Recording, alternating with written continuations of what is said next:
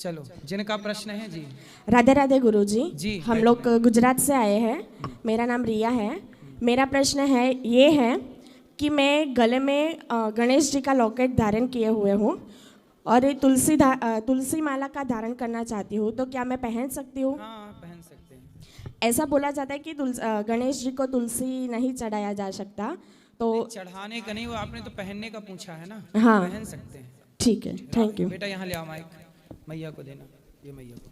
Hello, Radhe Radhe पंडित जी। जी मैया। मेरा नाम विनीता वाशने है। मैं शालीमार गार्डन साहिबाबाद से आई हूँ। मेरा प्रश्न है कि कहा जाता है भगवान आजन्मा है, पर उनकी उत्पत्ति कैसे हुई? ये एक संशय का विषय है मेरे लिए। भगवान की उत्पत्ति कैसे हुई, लिए रहिए माइक। भगवान का नाम ही जब अजन्मा है, भगवान का नाम ही जब अजन्मा है, तो अजन्मा है तो वो जन्म नहीं लेते, और जिसका जन्म नहीं होता उनकी मृत्यु नहीं होती। तो जो मृत्यु से परे है वो भगवान है। तो उनके जन्म का सवाल ही नहीं। कहाँ से आए? भगवान सदा से हैं। भगवान ही ऐसे हैं जो सदा से हैं। ये सृष्टि किसकी है? ये प्रॉपर्टी किसकी है? ये ईश्वर की है। वो अजन्मा है, मीन्स जन्म से परे है, वही सर्वशक्तिमान है। अब आप सवाल करें कि जब वो अजन्मा है तो राम कृष्ण कैसे आ गए? जन्म कैसे लिया? जन्म नहीं लिया। लिखा है भय प्रगट कृपाला दीन दयाला। भगवान जन्म नहीं लेते, राम के रूप में प्रकट होते हैं। बात समझ में आ रही है? जन्म लेना और प्रकट होना दोनों में अंतर है। समझ में आ रही है बात मैया जी? हाँ, आ रही है। क्या समझ में आया बताइए? कि भगवान सदैव से हैं। सदा है, उनकी सत्ता सदा है। हमारी सत्ता, आपकी सत्ता आती जाती रहती है। सबकी सत्ता 100 साल की है। अधिक से अधिक उम्र सबकी कितनी है? 100 साल की। तो हर प्राणी लगभग 100 वर्ष की सत्ता लेके आता है, इसके बाद उसका अस्तित्व मिट्टी हो जाता है। और कोई क्लियर हुआ कि नहीं डाउट? राधे राधे पंडित जी। जी, मैं डॉक्टर एल.एन. गुप्ता, मैं डॉक्टर प्रेमलता का बड़ा भाई हूँ। बाकी मेरा सवाल ये है, संशय लोग जिंदगी में ये अनुभव करते हैं कि हमको परम सुख मिल गया, तो वास्तव में ये परम सुख की प्राप्ति जिंदगी के किस मोड़ में होती है? हम कब कहें कि हम परम सुख का? अब जैसे एक छोटा बच्चा है, उसको मनपसंद का खिलौना मिल गया, बहुत खुश है। अब उसको खुशी देख करके हम माँ बाप भी सोचते हैं आहा क्या आनंद की प्राप्ति हो रही है, मेरा बच्चा कितना खुश है। या किसी को धनवान बन जाए, खूब दौलत इकट्ठी कर ले, वो परम सुख होता है। या किसी को अपने मनपसंद दोस्त मिल जाए या मनपसंद साथी मिल गए, परम सुख की प्राप्ति हो गई हमको। यह सबसे बड़ा परम सुख है कि भगवान के चरणों में लीन हो जाना और बस दुनिया को भूल करके उनके चरणों में अपने को अर्पित कर देना। परम सुख क्या किसी ज़िंदगी के किसी खास मोड़ पर मिलता है? और वास्तव में परम सुख किस कब कहें हम कि हमको मिल गया? देखिए प्रश्न बहुत अच्छा है आपका। परम सुख कब मिलता है? लिखा है कि गौधन गजधन बाजधन और रतन धन खान, जब आवे संतोष धन सब धन धूरी समान। इस सृष्टि का सबसे बड़ा सुख क्या है? परम सुख क्या है? बोले संतुष्ट हो जाना। जो व्यक्ति जितना है उतने में प्रसन्न है, अपने बेटे से संतुष्ट है, अपनी इनकम कमाई से संतुष्ट हैं, तो आप जितना सुखी कौन होगा? और यदि करोड़ों पाकर सोने की लंका में रहने वाला रावण, मंदोदरी जैसी परम सुंदरी पत्नी पाने वाला रावण भी अपनी पत्नी और अपनी वासनाओं से संतुष्ट ना हुआ, जिसके कारण सर्वनाश का कारण हुआ। इसलिए सबसे परम सुख क्या है? जितना है उतने में संतुष्ट, इच्छाओं को समाप्त कर लेना ही परम शांति है, परम सुख है। भगवान में भजन मन लगाना ये तो ठीक बात है। जो व्यक्ति जगत के सुखों से संतुष्ट होगा वही ईश्वर की तरफ मुड़ेगा और वही परम शांति को पाएगा। जो व्यक्ति जगत की इच्छाओं से संतुष्ट नहीं है, अब जैसे आपने देखा होगा कई बार करोड़पति व्यक्ति भी परेशान है और फुटपाथ पर रहने वाला मजदूर भी कई बार खिलखिला के हंसता है, खुश रहता है। कई बार फुटपाथ पर रहने वाले लोगों को देखकर ऐसे लगता है कि हमसे अच्छे तो ये हैं जो इतना खुल के हंस रहे हैं, खुश हैं। हम लोगों के पास सब कुछ होती हुई भी परेशानी है। कारण सिर्फ इतना है कि वह व्यक्ति वहां पे अपनी कमाई से संतुष्ट है और आज व्यक्ति करोड़ों पाकर भी संतुष्ट नहीं है। एक आदमी बोला कि देखो हमारे पड़ोसी के पास 10,000 के जूते हैं, वो जूते भी 10,000 के पहनता है। तो बगल वाला बोला भाई तू उसे क्यों देखता है जो 10,000 के जूते पहनता है, बगल में और कोई खड़ा उसे देख जिसके पास जूता पहनने के लिए पाँव ही नहीं है। वो व्यक्ति कैसा है जिसके कई लोग ऐसे ना चप्पल हाथ में पहन के घिसटते हैं, ऐसे लोगों को भी हम समाज में देखते हैं। उनसे वो लोग कितने बेहतर हैं, आप कितने बेहतर हैं जिनके पास पाँव हैं। इसलिए ईश्वर ने जितना दिया है उसमें यदि संतुष्टि आ जाए तो उसके जितना परम सुखी इस धरती पे कोई हो नहीं सकता। परम सुख है संतोष। मेरा दूसरा एक सवाल है, आपको समझ में आई बात? जी बिल्कुल, आपने बहुत ये क्लियर किया और बहुत साफ शब्दों में बताया कि संतोष होना चाहिए, चाहे किस स्टेज पर कोई, हर स्थिति में आप परम सुख की प्राप्ति अमीर कर भी सकते हैं। संतुष्ट है तो सुखी है और गरीब भी संतुष्ट है तो सुखी है, और वो व्यक्ति कभी सुख ना पाएगा जो अमीरी में भी संतुष्ट नहीं है और गरीबी में भी। जीवन के किसी भी मोड़ पर किसी भी दशा में आप परम सुख की प्राप्ति महसूस कर सकते हैं। बिल्कुल बिल्कुल। दूसरा सवाल यह है मेरा कि विद्या, बुद्धि, कर्म और भाग्य, इनमें जीवन में सबसे ज्यादा काम कौन सी चीज आती? क्या ये सब एक दूसरे के पूरक हैं या एक चीज के अभाव में? विद्या, बुद्धि, कर्म और भाग्य। विद्या ददाति विनयम। विद्या, विनय, हमारे अंदर नम्रता है, सहजता है, इसलिए हम विद्या को अर्जित करते हैं। विद्या, बुद्धि इसलिए होती है ताकि वो हमें सही डायरेक्शन दे सके, सही दिशा दे सके। कहते हैं मन होता है वो संकल्प विकल्प करता है। जैसे ये वस्तु पड़ी है तो जब आप देखते हैं कि 100 का नोट पड़ा है तो मन कहता है उठाऊं कि ना उठाऊं, फिर उसे निर्णायक बुद्धि निर्णय देती है कि उठा या मत उठा। ठीक है, तो बुद्धि जीवन में निर्णय देती है, करूं कि ना करूं, करूं कि ना करूं, ये संकल्प विकल्प मन देता है। पर निर्णय कौन देता है? इस लड़की से ब्याह करूं कि इससे करूं, इस घर जाऊं कि इस घर जाऊं, ये खाऊं कि ये खाऊं, ये निर्णय जहां नहीं है वहां मन कार्य कर रहा है, और जहां डिसीजन है वहां बुद्धि आ गई। तो बुद्धि का काम है जीवन में स्पष्ट करना। अब मन, जैसे आपने पूछा विद्या, तो विद्या विनय देती है, बुद्धि निर्णय देती है। अब आपने पूछा और क्या पूछा? कर्म और भाग्य। कर्म ही भाग्य का आगे का रूप है। जैसे कर्म 3 प्रकार के होते हैं, संचित, क्रियमाण, प्रारब्ध। कर्म कितने तरह के होते हैं? 3 तरह के। संचित, जो आप कर रहे हैं वर्तमान में, जैसे एक मजदूर है, मजदूर मजदूरी कर रहा है, क्रियमाण कर्म है, क्रिया में चल रहा है। क्रियमाण, जब आप मजदूरी दिन भर करेंगे तो आपको शाम को मिलेगा 500 या 1000 रुपए। तो क्रिया किया, क्रियमाण कर्म से 500 मिले तो 500 हो गए संचित, ये संचित कर्म हो गया।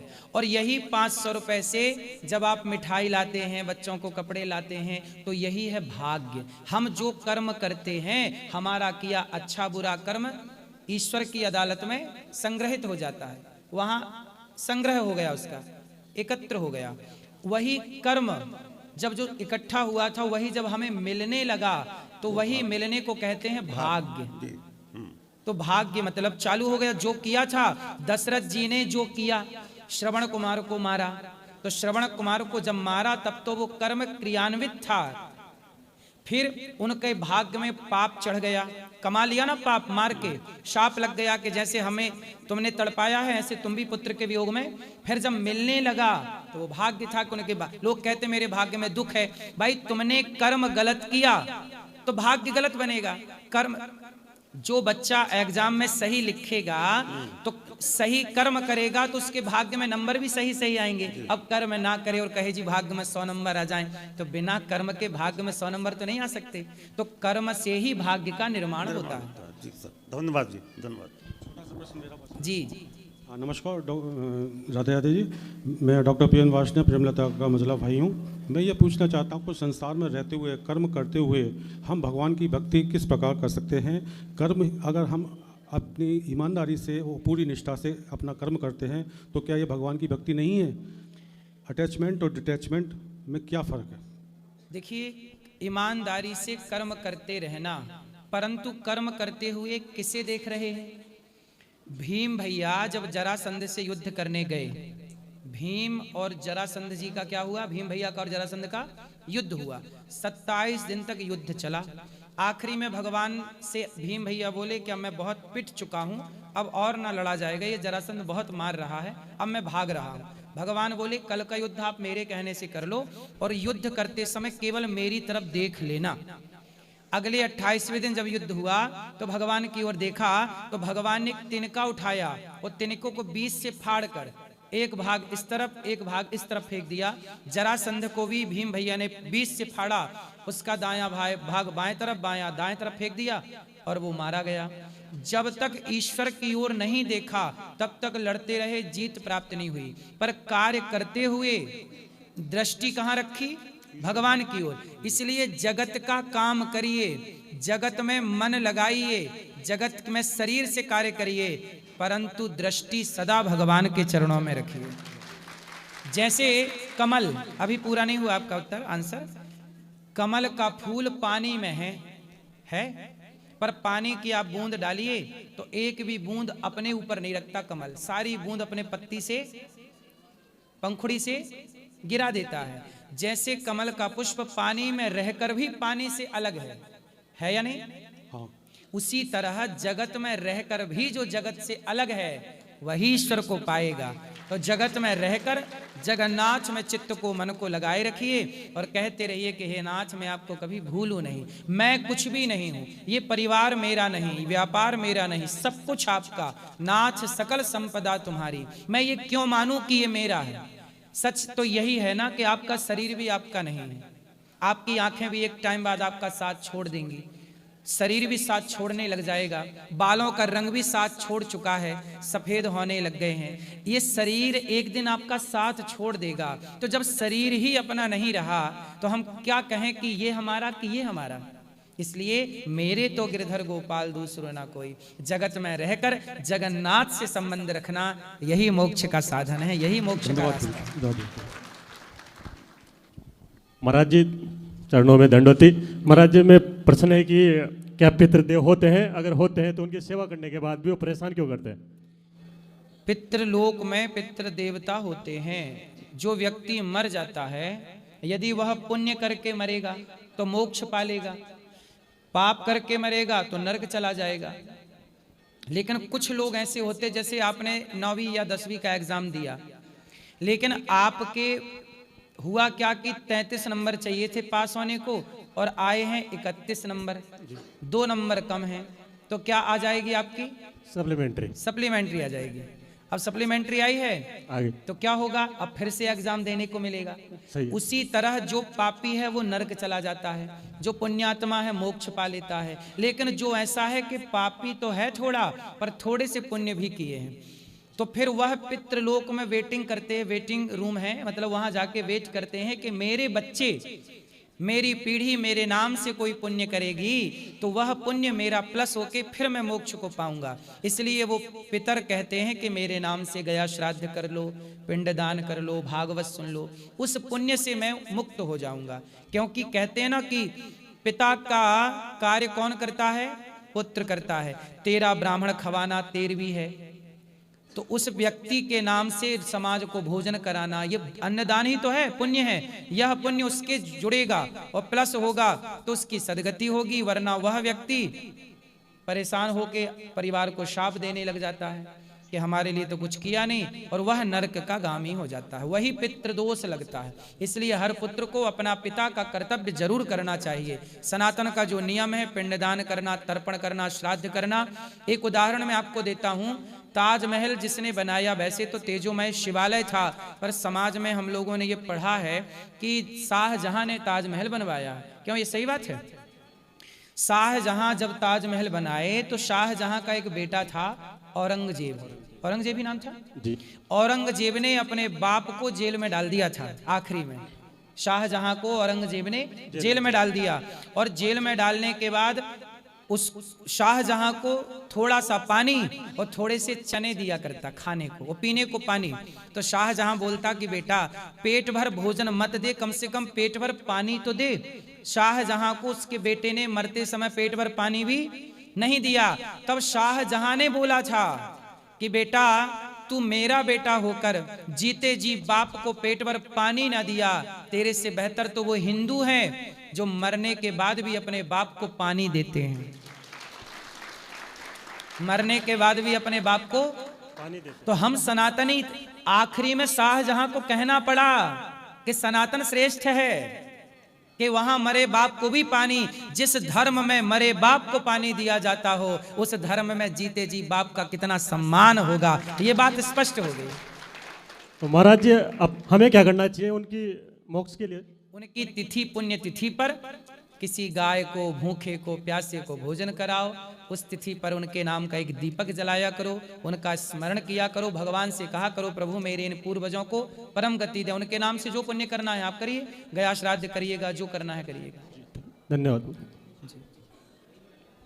राधे राधे गुरुदेव जी। हाँ जी, आपके श्री चरणों में दास का कोटि कोटि वंदन नमन। खुश रहिए। ओम अखंडानंद बोधाय शिष्य संतापहारिणे सच्चिदानंद रूपाय तस्मै श्री गुरुवे नमः। ओम श्री गुरु चरण कमलेभ्यो नमो नमः। गुरुदेव, आपके दास ने आचार्य कर रखी है ज्योतिष से और 3 वर्ष से आपको श्रवण कर रहे हैं गुरुदेव।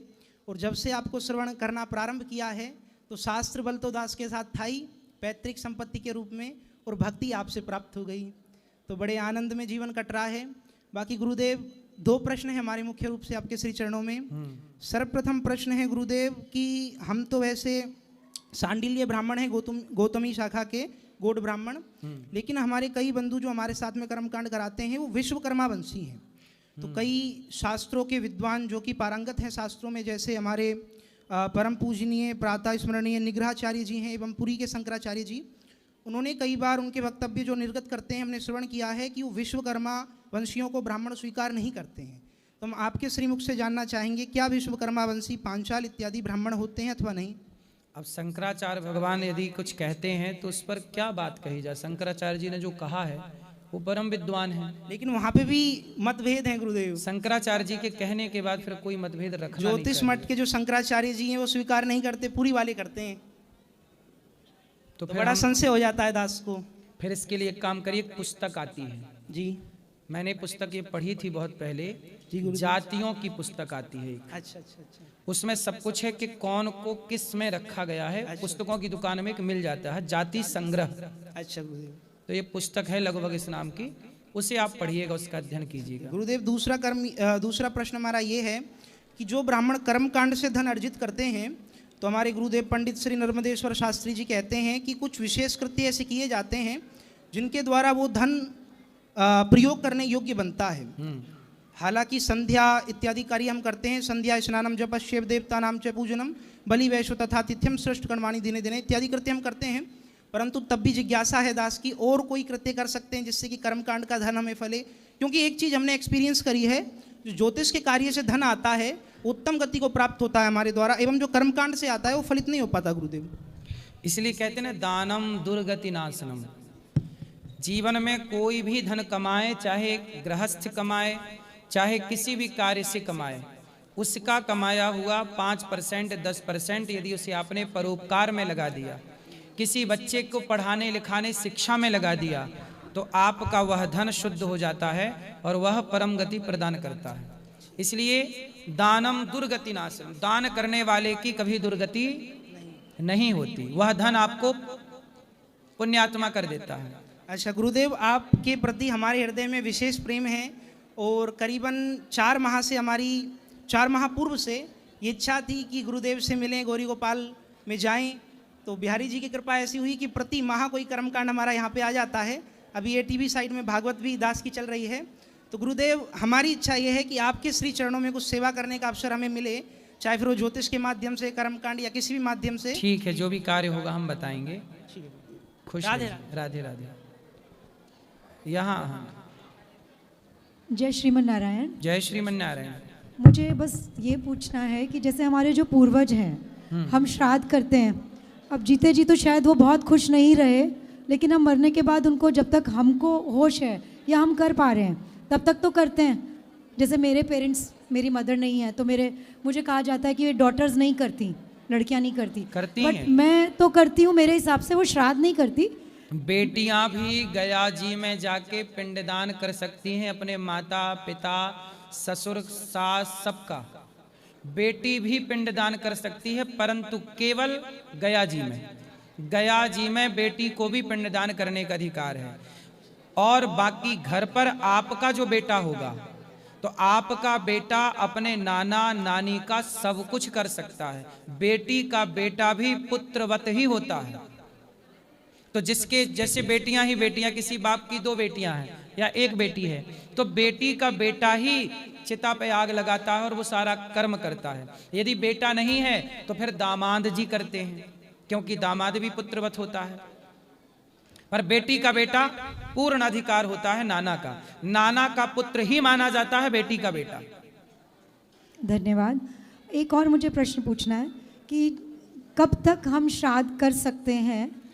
जैसे मुझे ये पता है कि जहाँ भी मेरी मदर गई होंगी, दूसरा जन्म ज़रूर लिया ही होगा, बहुत पुण्य आत्मा थी हमारे लिए। तो इस चीज़ का कब तक उन तक जाता होगा श्राद्ध में, या जिसमें भी हम उनकी करते हैं? तिथि, जब भी आपकी दादी, नानी, माता, पिता, सास, ससुर, इनकी मरने की तिथि याद रखिएगा बस।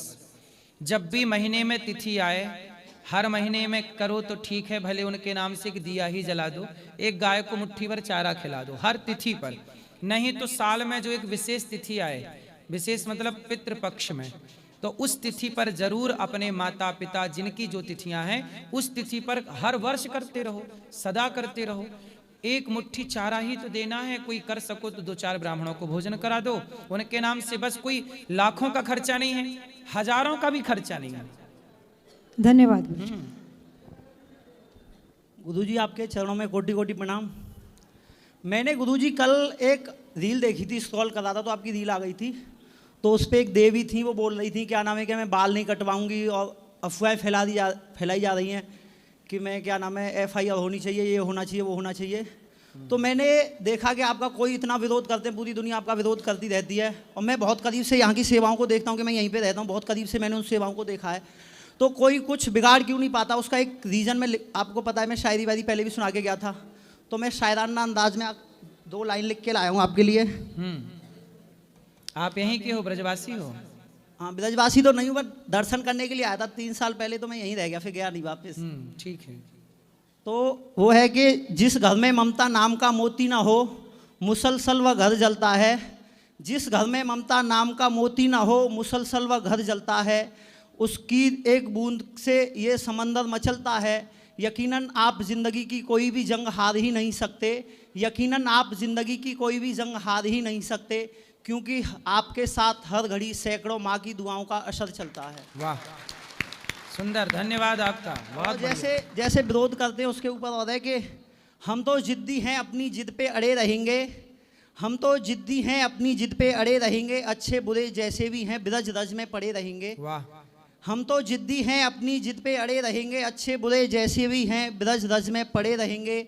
ए जालिमो तुम चाहे जितना भी जोर लगा लो हमें गिराने की खातिर, ए जालिमो तुम चाहे जितना भी जोर लगा लो हमें गिराने की खातिर, मगर एक रोज़ तुम्हारे मोहल्ले गांव गली शहर में हमारे ही नाम के झंडे गड़े रहेंगे। वाह, बहुत बहुत शुक्रिया, बहुत सुंदर, बहुत शुक्रिया, आपने स्वीकार की। सही कहा आपने, सही है। बहुत ज़्यादा जो लोग हमारा विरोध करते हैं उन्हीं के, वो भी अपने बेटे को हमारे जैसा ही बनाना चाहते हैं। हाँ बिल्कुल, बिल्कुल।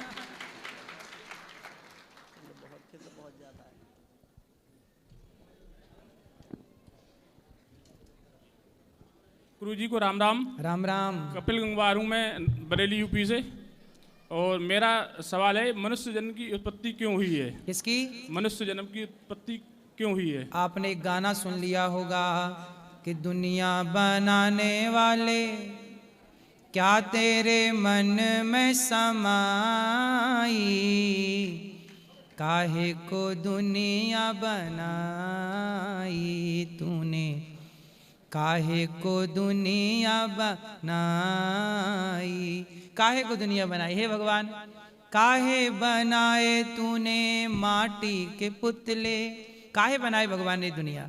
दुनिया क्यों बनाई? इंसान क्यों बनाए? हम सब होते ही नहीं तो झंझट ही नहीं होती, यही पूछना है।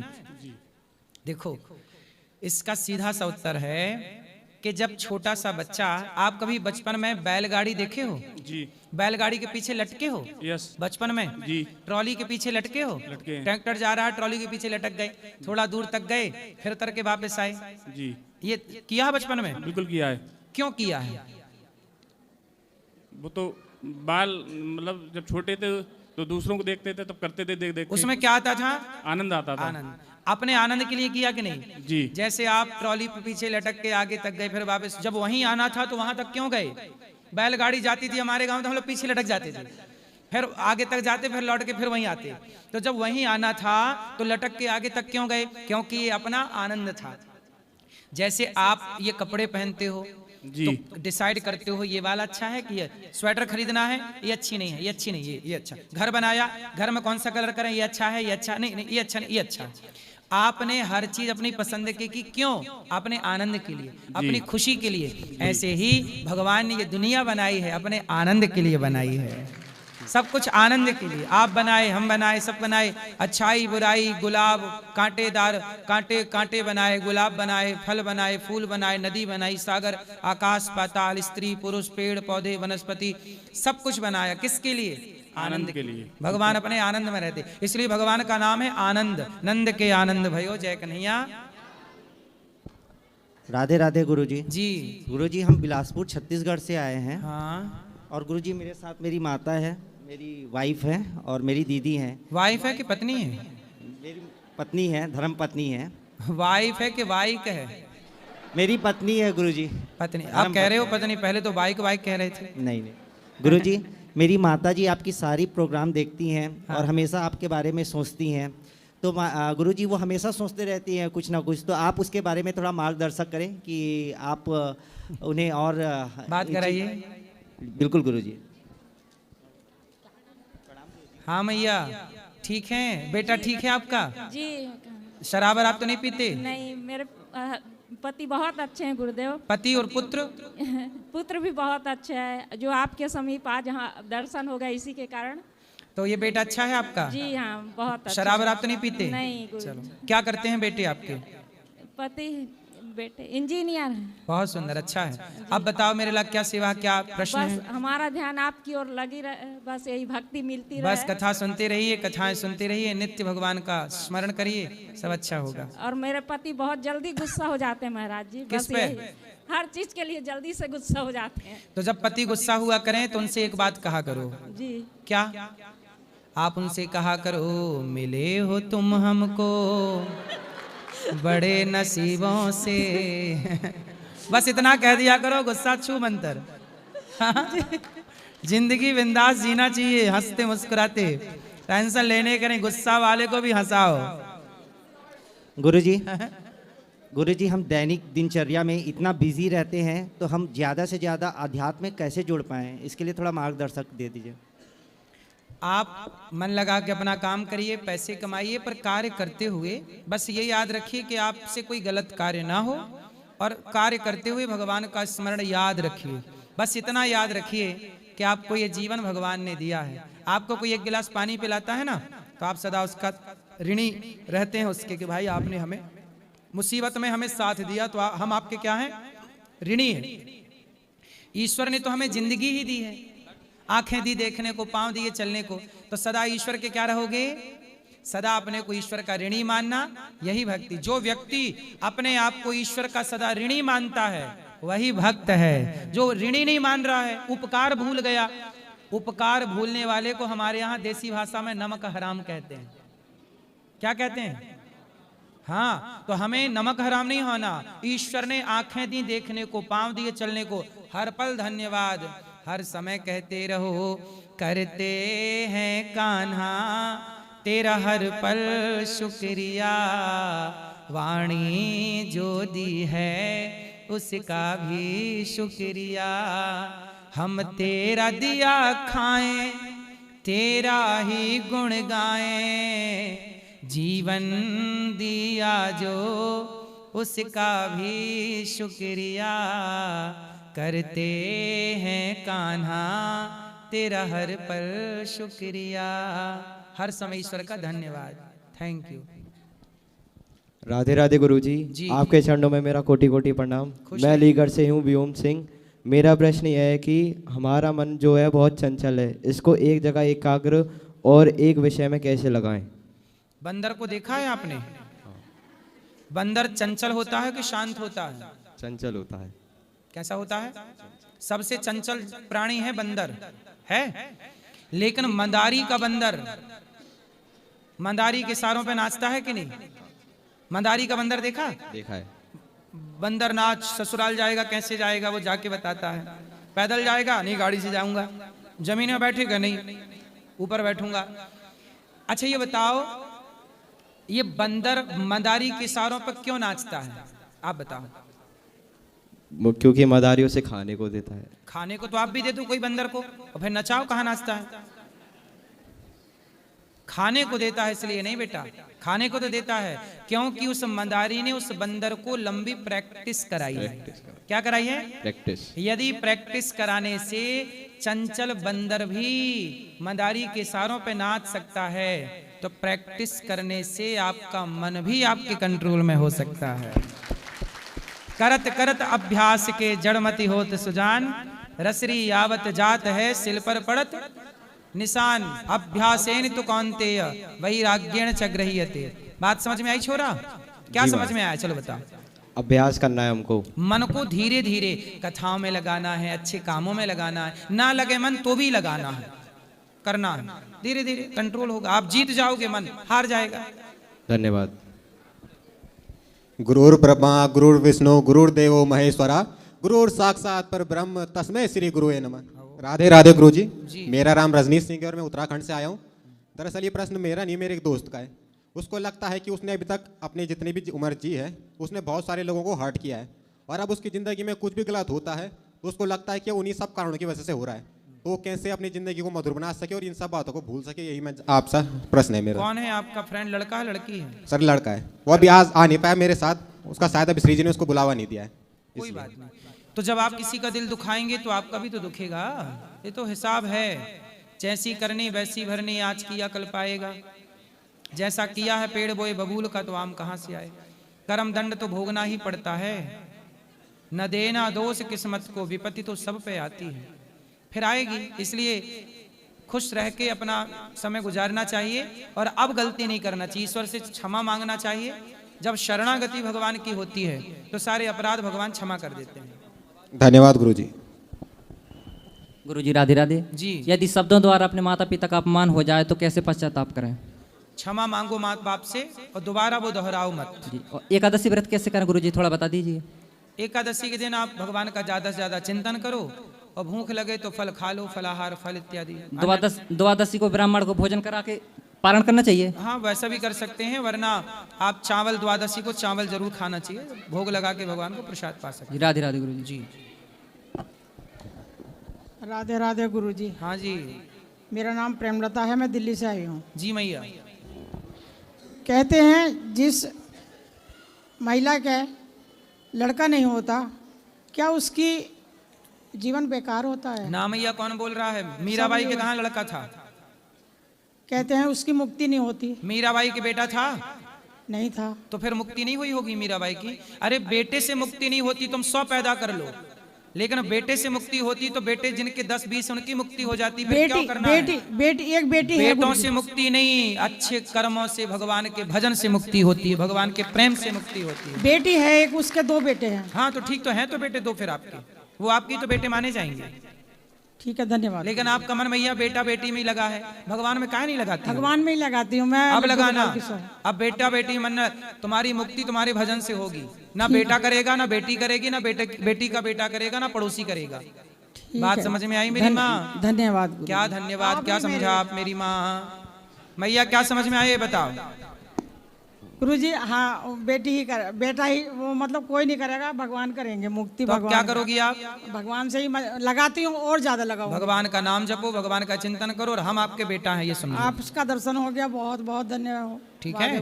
बेटा बेटी कोई सब शमशान में छोड़ के आ जाते हैं, चाहे बेटी हो बेटा हो, जमाना सब अपना बेटा ही सब लोग शमशान तक के साथी हैं, लेकिन आपका भजन, आपका पुण्य, आपकी भक्ति शमशान के आगे भी आपका साथ देगी। गुरुजी आपका दर्शन हो गया और आपको आपका बेटा। हाँ बेटी बेटी क्या करती हो, बेटी तेरी एक दिन जमाई ले जाएगा। बेटा बेटा क्या करती हो, बेटा तेरा एक दिन पड़ोसी बन जाएगा। मिट्टी का खिलौना मिट्टी में मिल जाएगा। हेलो।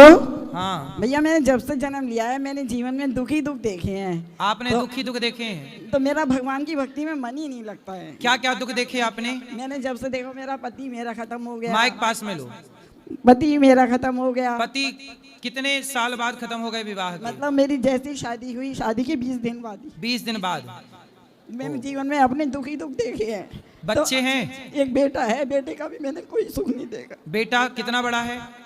जन औषधि केंद्र के चला रहा है। तो आपकी सेवा नहीं करता? ठीक है। बहू नहीं आई अभी तक। तो बहू अभी बेटा अकेला बहू नहीं आई, सेवा नहीं करता? सेवा क्या, बस वो गुस्से वाला ज्यादा है। लाए हो उसको? अरे वो बच्चे आ जाएंगे भला हैं? वो एज होगी उसकी 37-38 साल की करीब। ले आती मेरी माँ, समझाता मैं भैया नहीं आएगा, बच्चे नहीं आते हैं। ये तो हमारा भाग को, हमारी एक मित्र है जो ये भागवत करा रही हैं, उन्होंने अपनी ननद को, बहन को बुलाया है। वो हम उनकी मित्र हैं, वो हमें लेके आई हैं अपने साथ। अच्छा। तो हमारे तो भाग कहो कि हम आपके आज दर्शन कर पा रहे हैं। अच्छा मैया ये बताओ, आपके पति चले गए, पुत्र भी अच्छा नहीं है, तो ये आपके 2 दुख हो गए, और क्या दुख है तीसरा? मैंने भैया बस जीवन में अपने दुख, अब इससे बढ़ के दुख क्या होगा? सही है, ये सबसे बड़ा दुख है। लेकिन एक बात बताओ, मीराबाई के भी पति की मृत्यु हो गई, लेकिन मीरा ने जगत से संबंध जोड़ा ही नहीं। मैया आप भी क्यों दुख में घूम रही हो? आप भी तब तक दुखी हो जब तक संबंध जगत से है। जगत से संबंध तोड़कर गिरधर से नाता काहे नहीं जोड़ लेती हो मेरी माँ? भगवान से संबंध जिसका जुड़ गया वो दुखी रह सकता है? ये बताओ। भैया मन नहीं लगता है पूजा पाठ में। मन नहीं लगता तो लगाना पड़ेगा ना मेरी माँ, ऐसे ही आपका जीवन पूरा हो जाएगा। सच बताओ भैया। हो गया, मैं बीमार रहती हूँ। अच्छा सच बताओ, पति कितने साल के लिए मिलते हैं आपको? 20 दिन के लिए मिले पति? जिनको मिले हैं लंबे टाइम के लिए उनसे भी पूछो कितने साल के लिए मिलते हैं। आज तक किसी से पूछना, पूरी दिल्ली में, पूरी मुंबई में, भारत के किसी भी कोने में पति पत्नी की जो एनिवर्सरी होती है, सालगिरह, कुछ लोग शादी की 50वीं सालगिरह मनाते हैं, कुछ लोग शादी की 60वीं सालगिरह मनाते हैं। आपने किसी को सुना कि शादी की 70वीं सालगिरह मना रहे हैं? सुना? आप में से किसी ने सुना हो तो बताइए। आपने सुना कि कोई शादी की 80वीं सालगिरह मना रहा हो? इसका मतलब है कि किसी का साथ पति से, पत्नी से अधिक 60 साल का साथ है, अधिक से अधिक, और लो तो 70। आप पूछ लीजिए अपने परिवार, रिश्तेदार, गली मोहल्ले में कि 70वीं सालगिरह किसने मनाई? शायद कोई हो। मैया इस संसार में हर रिश्ता अधिक से अधिक 60-70 साल का ही है। हर 60-70 साल के बाद या तो पति चला गया या तो पत्नी चली गई। सबको जाना है, अकेला सबको होना। बस इतना हुआ कि आप जल्दी अकेली हो गई, ये बाकी लोग लेट अकेले होंगे, पर है वही रास्ता सबका। इसलिए मेरी माँ, बेटा रहा बेटे की बात, आपके 20 दिन के विवाह में चलो भगवान ने एक पुत्र दिया, बेटा है। अब चलो बेटे को संस्कार आप देती तो बढ़िया होता, कुछ कमी रह गई, अब कोई बात नहीं। अब तो अपना कल्याण, बेटे से आपका कल्याण ना होगा, अभी आपके पति जिंदा होते तो भी कल्याण आपका ना होता। कल्याण यदि आपका होना है तो केवल भगवान के चिंतन से। जहां कल्याण है वहां आपका मन लग ही नहीं रहा, और जहां दुख पे दुख मिलते जा रहे हैं वहां आप मन लगाए घूम रही हो मेरी माँ। मैं इतने दुख में दुखी हूँ कि मुझे किसी चीज में ही मतलब आस्था नहीं रही है अपनी। आस्था ना होने से क्या होगा? भगवान श्री कृष्ण के माँ बाप को भी जेल में रहना पड़ा कि नहीं? देवकी वसुदेव को। भगवान कृष्ण के भांजे अभिमन्यु को भी महाभारत में 20 साल की आयु में मरना पड़ा कि नहीं? अभिमन्यु की पत्नी उत्तरा जवानी में विधवा हो गई कि नहीं? तब विधवा हो गई। अभिमन्यु की पत्नी उत्तरा तब विधवा हो गई जब उसका बच्चा पेट में था। बेटा पैदा हुआ तो बाप का मुंह ना देखा, लेकिन उत्तरा ने अपने बेटे को संस्कार दी और परीक्षित बन के आज वो समाज में जाने जाते हैं। तो मैया आपका कल्याण भगवान से ही होगा। इसलिए नहीं, बेटा का जो है मतलब उसका जो मोह होना चाहिए, अपना फर्ज निभाना चाहिए, वो फर्ज नहीं निभाता। कौन? बेटा। बेटा तो बस, मैया बस मेरा तो जो फर्ज है बस उसको पैसा देना और उसकी सेवा करना, बस यही से मानता है जरूर। तो आपसे पैसा मांगता है? मैं उसको ही देती आई हूँ अब तक सब कुछ। मेरे पति जो थे इंस्पेक्टर थे पुलिस में। तो उनकी नौकरी आपको मिली? नहीं मिली। तो बेटे को मिलेगी? नहीं, बेटे को दिलवाई नहीं मैंने, क्योंकि उनका एक्सीडेंट हुआ था। तो मैया लेकिन अब बेटे को पैसा देती रहोगी, जिस दिन पैसा देना बंद कर दोगी बेटा आप पे हावी हो जाएगा। अब दे रहे हैं, क्या करना है। इसलिए तो मैया भगवान में मन लगाओ, थोड़ा भजन पुण्य करो, किसी भूखे को भोजन भी कराया करो, पुण्य भी ले चलना। तो करते हैं सब। बस धन्यवाद। अब मन भगवान में लगाओ, इसी से आपकी भलाई है। संसार में तो लगाए ही हो आप। राधे राधे गुरुजी। जी गुरुजी, हम पूछना चाहते हैं कि हाँ। क्या तांबे के लोटे से सुहागिन महिलाओं को जल नहीं देना चाहिए? किसे? जिसे सुहागिन औरतें जो किसे जल देना है? किसी भगवान जी को भी। हाँ तो जल चढ़ाते हैं, तांबे के लोटे से चढ़ाते हैं सूर्य भगवान को जल। जी, सब लोग बोलते हैं कि नहीं चढ़ाना चाहिए। कौन बोल रहा था? है कोई, मतलब कई लोग बोलते हैं कि जो मतलब आप जल भी चढ़ाती हो तो लोगों से पूछ के चढ़ाती हो? नहीं नहीं, देखते हैं चढ़ाते हुए तो बोलते हैं। तो उनसे बोलना कि तांबे के लोटे से नहीं चढ़ाएंगे, बोले आप लोग हमें सोने का लोटा दे दो। उनसे बोलना कि आप सोने का लोटा दो, फिर हम उसी से चढ़ाएंगे। ठीक है, अब कोई टोके तो क्या बोलोगी आप? जी गुरुजी। क्या बोलोगी आप? बोलेंगे कि सोने का लोटा दीजिए तो। हाँ, बोले सोने वाला लोटा तो हम उसी चढ़ाएंगे सूर्य भगवान को जल। और गुरुजी कह रहे हैं कि वो लड्डू गोपाल को जो भोग लगाते हैं उसमें जो तुलसी का पत्ता डालते हैं उसका क्या करें? तुलसी का पत्ता खा लो प्रसाद। जी गुरुजी। चलो। राधे राधे गुरुजी। बोलो। मेरा ये सवाल था कि मेरे पापा क्रिश्चियन धर्म लिए हैं। आपके पिताजी क्रिश्चियन हो गए? हाँ, हो गए। और आप क्या हैं? मम्मी हिंदू धर्म में मानती है और मैं पूजा और चर्च दोनों जाता हूँ। मतलब आपकी मम्मी, आपकी माँ हिंदू है और पिताजी क्रिश्चियन हो गए? जी। हो गए मतलब पहले नहीं थे? नहीं थे। पहले क्या थे? पहले हिंदू ही थे। हिंदू थे, फिर आप क्रिश्चियन हो गए। और आप क्या हो? मैं मतलब पापा के साथ चर्च भी जाता हूँ और मंदिर में पूजा पाठ भी करता हूँ। तो आपको क्या अच्छा लगा, मंदिर की चर्च? दोनों ही पसंद है, पर समझ में नहीं आता क्या करूँ। खिचड़ी हो गई ना आप। हाँ। सुनो, किस धर्म में आपका जन्म हुआ है? हिंदू। तो आपको क्रिश्चियन क्यों बनना है? क्यों? पापा ने लिए, पिताजी ने लिया। तो आपके पापा क्यों बन गए क्रिश्चियन? दोस्तों ने बोले थे। कुछ पैसे भी मिलते हैं? नहीं, उनको नहीं मिला। दोस्तों ने बोल दिया तो क्रिश्चियन हो गए। दोस्तों ने बोल दिया तो आप कुछ भी कर लोगे। दोस्तों ने बोल दिया कि अपने बेटे को छोड़ के इसको मान लो तो मान लेंगे। कल को आपको बोल दिया जाए कि दोस्तों ने बोल दें कि अपने बाप को छोड़ दो, अपनी माँ को छोड़ दो, इससे माँ बाप मान लो, मान लोगे? किसी के कहने से जब आप अपने माँ बाप नहीं छोड़ सकते तो अपना धर्म किसी के कहने से क्यों छोड़ रहे हो भाई? हमारे देश में शिवाजी का नाम सुना है? शिवाजी के बेटे का नाम है छावा। क्या नाम है? छावा। छावा। उनके शरीर को मुगलों ने बंदी बना के नोच लिया, नाखून निकाल लिए, उंगली काट दी, चमड़ी उधेड़ दी और कहा कि तुम धर्म छोड़ दो, हम तुम्हें नहीं मारेंगे। उन्होंने कहा कि मार डालो, स्वधर्मे निधनम श्रेयः पर धर्मो भयावह, मर जाएंगे पर अपना धर्म नहीं छोड़ेंगे। जो तुम्हारे सनातनी धर्म के लिए मर गए, तुम वो धर्म छोड़ के क्रिश्चियन, जिन क्रिश्चियनों ने इस देश को गुलाम बनाया, तुम्हारी बहन बेटियों के साथ बलात्कार किया, तुम्हें वो बनना है? तुम्हें शर्म नहीं आती तुम्हारे पिताजी को धर्म छोड़ने में? जब आप अपने धर्म को छोड़ दोगे तो आपके पास बचा क्या? कल को क्रिश्चियन लोग कहेंगे कि जब तू हिंदू धर्म का ना हो सका तो क्रिश्चियनों का क्या होगा?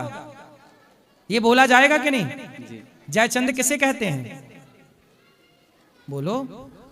जो अपना धर्म छोड़ के गद्दारों से हाथ मिलाए उन्हें जयचंद कहते हैं। जो सनातन छोड़ करके अन्य किसी मजहब पंथ में जाए वो सब जयचंद कहलाएंगे, गद्दार कहलाएंगे सीधी भाषा में। तो आपको गद्दार होना है? क्या बनना है? ईमानदार रहो। राम में क्या कमी रह गई? कृष्ण में क्या कमी रह गई? ईसाई, ईसु धर्म, ईसाई कब आया? बताओ, अस्तित्व में कब आया? ईसाई धर्म कब आया? ईसाई पंथ होता है, धर्म नहीं होता। बताओ, ईसाइयत कब अस्तित्व में आई? कितने साल पुरानी है ईसाइयत? पता नहीं। बोलो।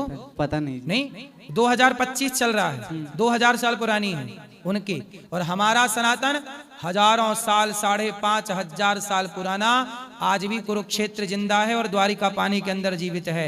8 लाख साल पुराना राम सेतु आज भी जिंदा है। जो सनातन सूर्य चंद्रमा से भी प्राचीन है। राम सूर्यवंशी है, कृष्ण चंद्रवंशी हैं। जो सूर्य चंद्र जितना पुराना सनातन है, वो छोड़ के तुम 2000 साल पुराने के पीछे भाग रहे हो। कल को तुम्हें कोई और मिल जाए, तुम अपनी माँ को छोड़ दोगे? नहीं। फिर यही तो है, अपने धर्म को छोड़ दिया मतलब माँ को छोड़ दिया, फिर तुम्हारा धर्म ईमान क्या रहा? कल कोई 2000 रुपया देगा, चलो भैया ये छोड़ के आ जाओ, तुम चले जाओगे। अरे मर गए हमारे यहाँ। उनका गुरु गोविंद सिंह जी का नाम सुना है? गुरु गोविंद सिंह जी का नाम सुना है?